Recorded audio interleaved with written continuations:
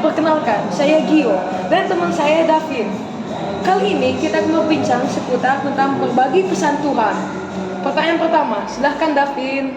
Jadi pertanyaan pertama itu, pesan Tuhan itu apa buat kamu, Gio? Jadi pesan Tuhan adalah bagi saya adalah dari Efesus 4 ayat 32 yang berbunyi, hendaklah kamu ramah seorang kepada yang lain, penuh kasih, sayang, dan saling mengampuni, sebagaimana Allah di dalam Kristus telah mengampuni kamu. Pertanyaan pertama. Nah, maksudnya itu gimana, Gio?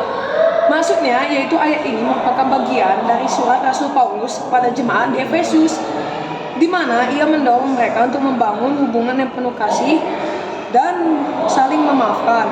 Paulus menggunakan analogi dengan Allah yang mengampuni dosa manusia di dalam Kristus untuk menekankan pentingnya pengampunan dan kasih dalam kehidupan yang beriman. Jadi pesan Tuhan dalam hidup kamu itu apa sih, Gi? Saya telah diajarkan untuk saling memaafkan dan menyayangi melalui firman Tuhan, karena Tuhan Yesus telah mengirim hambanya untuk mengajarkan berbagai kehidupan di dalam firman Tuhan. Oleh karena itu, kita sebagai anaknya tentu bisa melakukan hal baik dalam kehidupan, seperti kita saling memaafkan, saling menyayangi, agar dapat menciptakan kehidupan yang damai dan tentram. Contoh kisah nyata dalam hidup kamu apa, Gio? Contoh kisah nyata dalam hidup aku ya, semenjak saya memasuki SMP, saya memulai dengan kehidupan baru. Namun saya mendapatkan pengalaman yang tidak menyenangkan juga, yaitu saya merasa telah dibenci oleh beberapa teman. Oleh karena itu saya mencari cara untuk mengatasi masalah tersebut dengan membaca firman Tuhan dan juga minta pertolongan kepada teman dan juga Tuhan melalui doa. Dan pada akhirnya saya menyadari bahwa saya juga telah melakukan banyak kesalahan yang membuat saya dibenci. Oleh karena itu, saya lebih memilih untuk berdamai dengan orang yang membenci saya dengan saling memaafkan dan menyayangi. Oh gitu. Jadi pesan kamu buat orang-orang yang nonton ini apa sih, Gio? Jadi pesan saya bagi orang-orang yang nonton, yaitu bagi teman-teman yang menyaksikan video ini, carilah solusi melalui firman Tuhan. Karena melalui firman Tuhan kita mendapatkan berbagai cara untuk mengatasi berbagai persoalan yang ada. Selain itu, kita juga jangan lupa untuk berdoa dan meminta pertolongan dari Tuhan, karena Tuhan dapat menolong kita kapanpun dan dimanapun.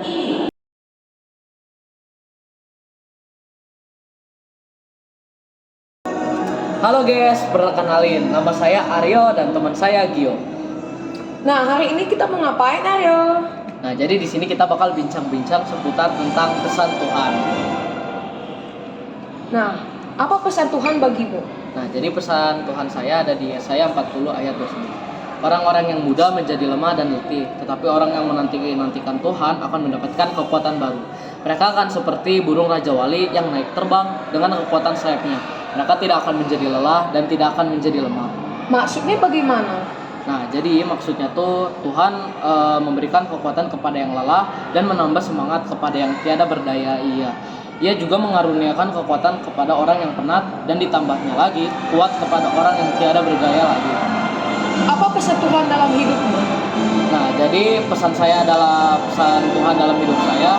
Jika kamu lelah oleh segala sesuatu yang kamu lakukan dan kamu ingin menyerah pada saat itu juga, maka kamu itu cuma merasa capek dan merasa kelelahan. Kamu itu hanya harus beristirahat karena masih banyak teman-teman kamu yang bersedia menemanimu walau kamu kesepian dan sedih. Dan kamu juga masih memiliki Tuhan yang masih menemanimu di saat kamu berada di titik rendah. Itulah mengapa kita harus belajar bersyukur dari Tuhan.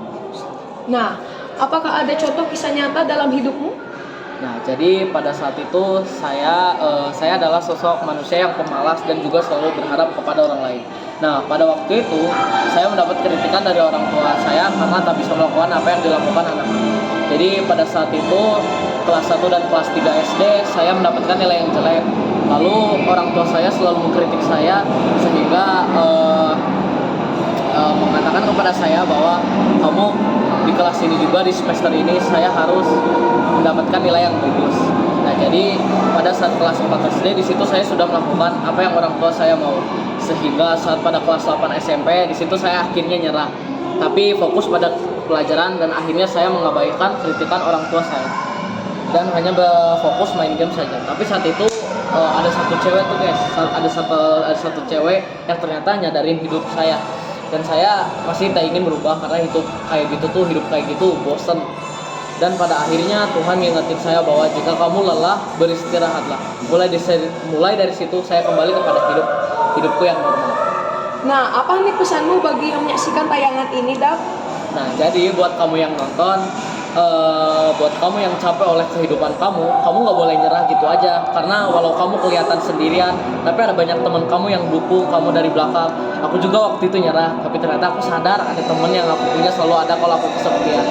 Nah, teman-teman, sekian bincang-bincang dari kami. Sampai jumpa. Tuhan Yesus memberkati. You have led me through the fire.